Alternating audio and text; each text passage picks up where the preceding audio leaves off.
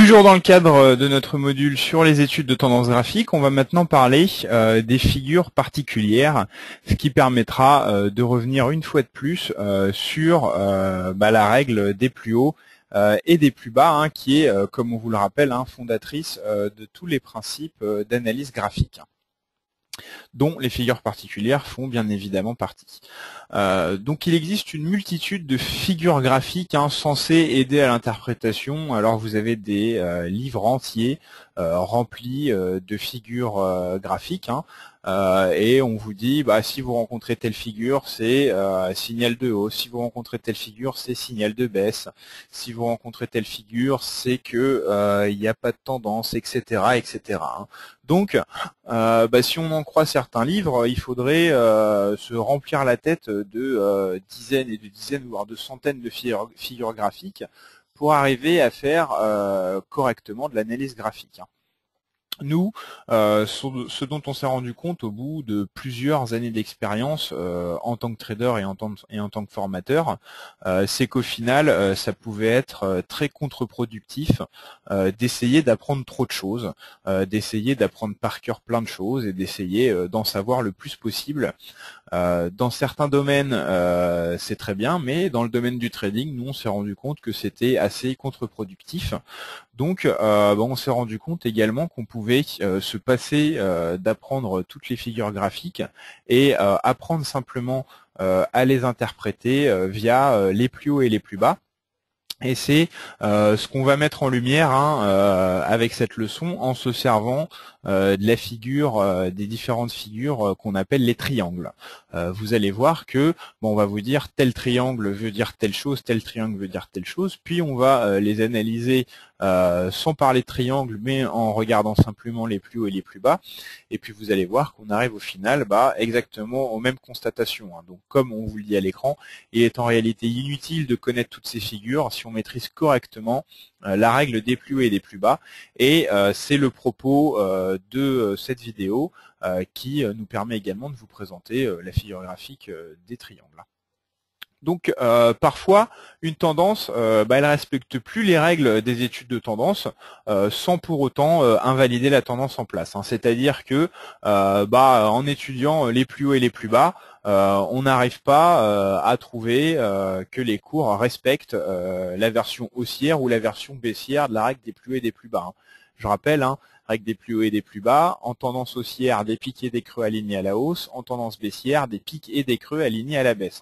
Donc des fois, on a des pics et des creux qui sont ni alignés à la hausse ni alignés à la baisse, et dans ces cas-là, souvent ce qui se forme, c'est un triangle. Donc on a trois types de triangles. On a les triangles symétriques, les triangles ascendants et les triangles descendants. On va présenter de manière schématique les trois et on va ensuite passer à l'étude des plus hauts et des plus bas. Donc qu'est-ce qui se passe quand on a un triangle symétrique? On a les cours qui sont piégés dans un triangle, qui oscillent dans ce triangle, un petit peu comme dans un canal de tendance horizontale, sauf que là on a entre guillemets pas de tendance vraiment horizontale, on a deux tendances qui s'opposent. Alors, donc là, premièrement, triangle symétrique, moi je vous dis que c'est une figure d'incertitude.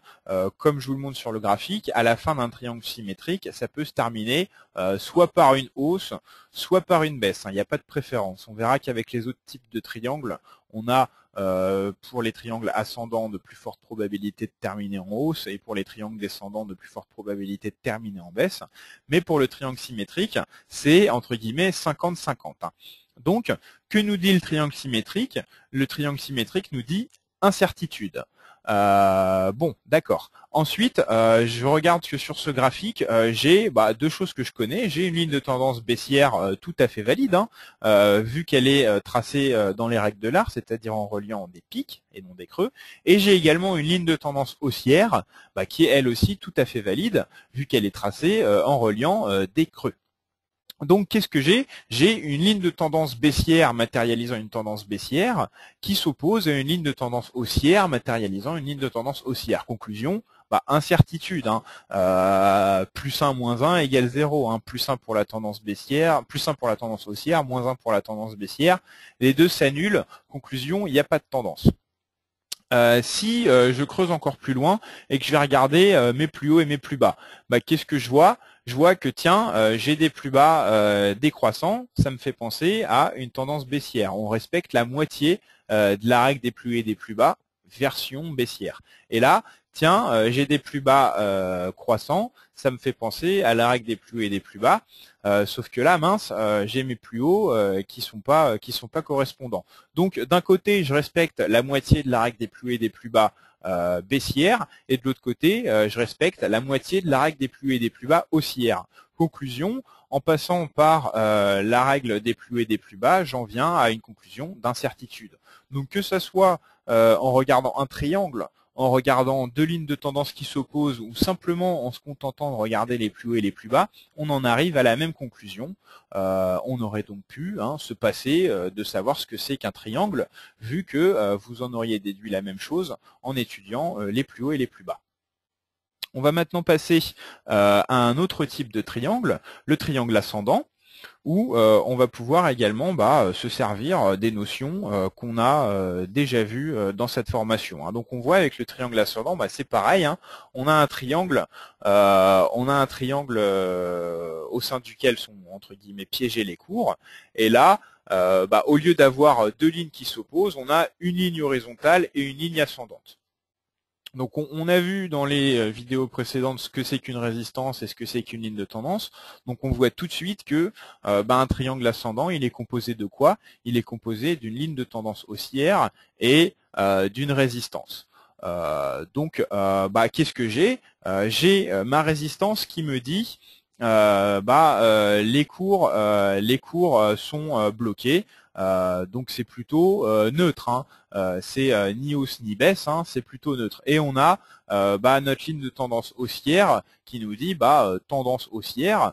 Donc là, effectivement, j'ai le triangle ascendant qui est une figure plutôt haussière, vu qu'on a plus d'arguments haussiers que d'arguments baissiers. La résistance, elle peut certes être considérée comme un argument baissier, vu qu'elle empêche les cours d'aller plus haut, mais on a aussi la ligne de tendance haussière qui peut nous laisser supposer que finalement cette résistance, au fur et à mesure, elle va plus être respectée et elle va être finalement cassée, comme si un petit peu la ligne de tendance haussière allait pousser les cours jusqu'à ce qu'ils arrivent à casser la résistance. Il faut un petit peu voir les choses de manière imagée comme ça en analyse graphique. Je ne parle pas de l'analyse technique, je parle de l'analyse purement graphique. Ça aide vraiment à comprendre. Parfois, les cours ont un comportement presque physique.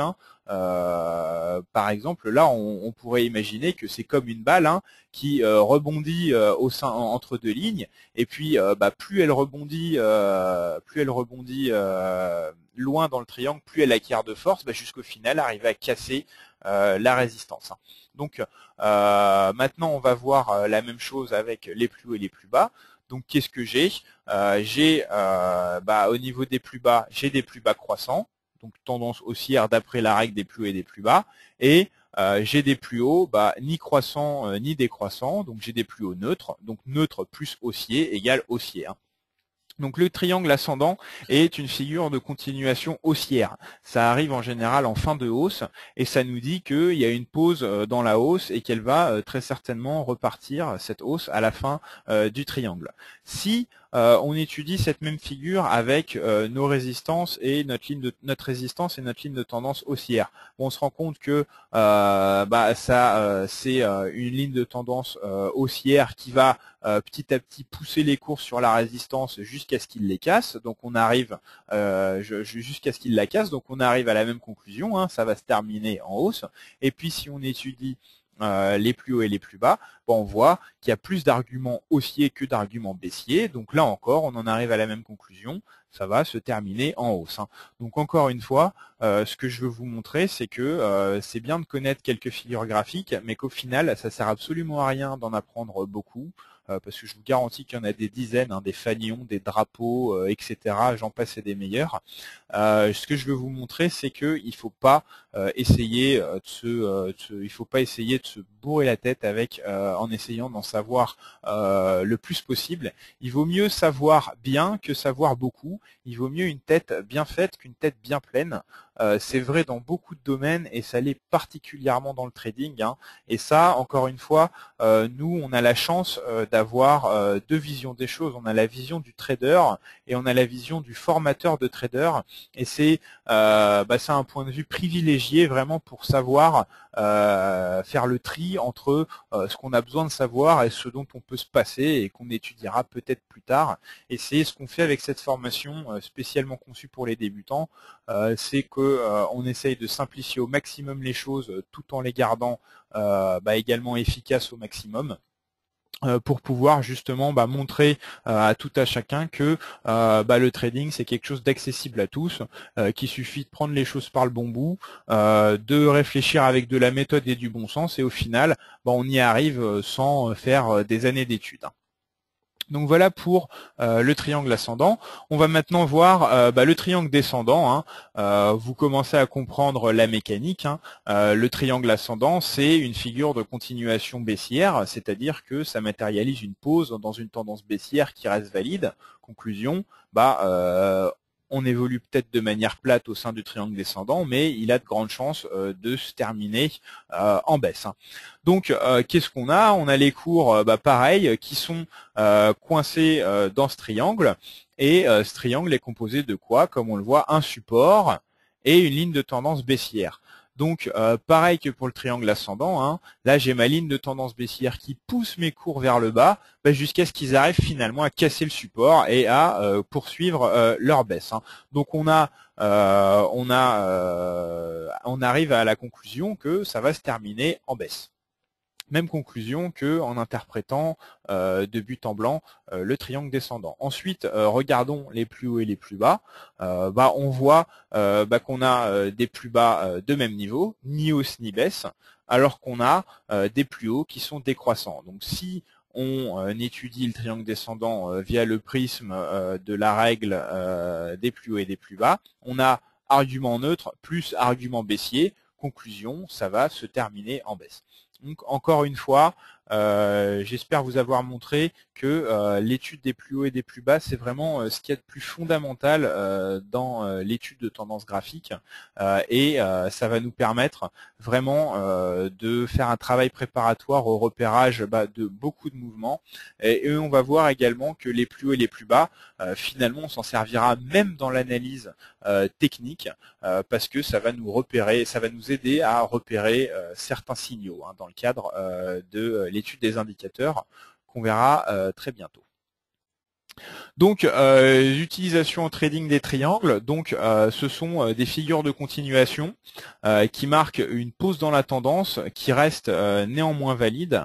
On peut considérer que les cours reprennent leur souffle pour repartir ensuite de plus belle, et on va se dire qu'il faudra de préférence attendre la sortie du triangle pour se positionner. Et comme pour toutes les figures graphiques, il faudra faire particulièrement attention à ne pas voir des triangles partout. Donc, ce sont, entre guillemets, en conclusion, des figures de continuation. C'est des pauses dans la tendance. Donc, pour le triangle symétrique, on ne sait pas trop comment ça va se terminer. Pour le triangle ascendant, il y a plus de chances que ça se termine en hausse. Pour le triangle descendant, il y a plus de chances que ça se termine en baisse. Quand je dis plus de chances, j'ai pas de statistiques, mais à la louche, d'après mon expérience, on va dire que à peu près 70% des triangles ascendants se terminent en hausse et 70% des triangles descendants se terminent en baisse. Donc voilà pour les triangles. On va maintenant terminer cette vidéo en rappelant le lien avec la règle des plus hauts et des plus bas pour les triangles. Donc un triangle symétrique, c'est quoi? C'est une ligne de tendance baissière plus une ligne de tendance haussière, c'est des plus hauts alignés à la baisse et des plus bas alignés à la hausse. Un triangle ascendant, c'est quoi? C'est une ligne de tendance haussière plus une résistance. Ce sont des plus hauts de même niveau et des plus bas alignés à la hausse. Et enfin, un triangle descendant, c'est quoi? C'est une ligne de tendance baissière plus un support. Ce sont donc des plus bas de même niveau et des plus hauts alignés à la baisse. Donc, on voit bien qu'au final, on en revient à l'étude des plus hauts et des plus bas. Et que vraiment, avec une maîtrise parfaite de la règle des plus hauts et des plus bas, on peut se passer de beaucoup de choses. Et surtout, on peut vraiment lire le marché comme on ne pourrait pas le faire si on se contentait des figures graphiques. Le travail du trader, ça doit vraiment être de suivre chaque mouvement de marché, d'essayer de s'en imprégner, de vraiment coller à ce qui se fait sur le marché. Si on passe pas par la règle des plus hauts et des plus bas, on va être tenté de repérer de but en blanc des figures graphiques. Et c'est comme si on se mettait des œillères. Au lieu c'est un petit peu comme si au lieu de lire le marché, on allait essayer de le décoder par association. C'est la même chose un petit peu dans les méthodes pour apprendre à lire. Quand on apprend à lire aux enfants. On a des méthodes de déchiffrement où on déchiffre petit à petit chaque mot, chaque son, pour arriver au final à le lire. Et on a ce qu'on appelle la fameuse méthode globale qui, en substance, consiste à apprendre à reconnaître des mots. Et on se rend compte que les enfants formés à la lecture avec la méthode globale, ils avaient énormément de problèmes d'orthographe, parfois même des problèmes de syntaxe, des problèmes de grammaire, etc. Alors que les enfants qui ont appris à lire entre guillemets à l'ancienne, en déchiffrant chaque mot lettre par lettre, eux s'en sortent beaucoup mieux du point de vue de l'orthographe et de la grammaire. À notre avis, c'est un petit peu la même chose dans le trading. Si on se sert trop d'outils, on va faire un petit peu trop de devinage. On va se mettre un petit peu des œillères, et ce qui va être vraiment dommage parce que ça va nous empêcher de s'imprégner vraiment de chaque mouvement de marché.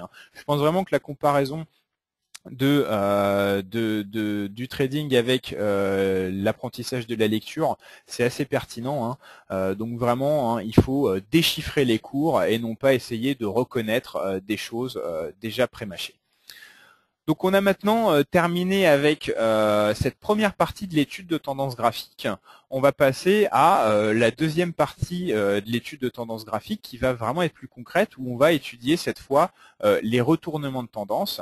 Et qui dit retournement de tendance dit début de signaux de trading, et ça sera donc les retournements de tendance, une bonne introduction pour le gros morceau qui suit, à savoir les signaux de trading, où on va vraiment rentrer dans le vif du sujet. Là, on y est déjà dans le vif du sujet parce que l'étude de tendance fait partie du travail du trader, mais ensuite, avec les signaux de trading, on va apprendre à savoir exactement à quel moment se positionner, à quel cours, etc.